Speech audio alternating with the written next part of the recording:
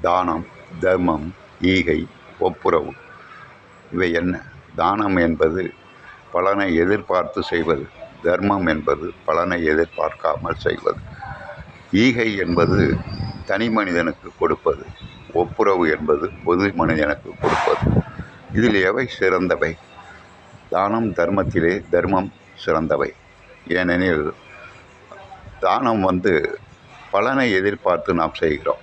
தர்மம் என்பது பலனை எதிர்பார்க்காமல் செய்வது. அதேபோல் ஈகை தனி மனிதனுக்கு கொடுத்தல், ஒப்புரவு பொது மனிதனுக்கு கொடுத்தல். இதில் ஈகை தனி மனிதனுக்கு கொடுத்தல் தான் சிறந்தது. ஏன் அவ்வாறு வள்ளுவர் கூறுகிறார்? அதாவது மனதுக்கண் மாசில நாதல் அனைத்து மரம் ஆகல நீரப்பிற. ஆகல நீரப்பிற என்றால் மற்றதெல்லாம் ஆரவாரத்தன்மை உடையது. நாம் நம்மை வெளிக்காட்டுவதற்காக அந்த செயல்களை செய்கிறோம். அதாவது ஈகையும் தர்மம் நம்மை வெளிப்படுத்தாது.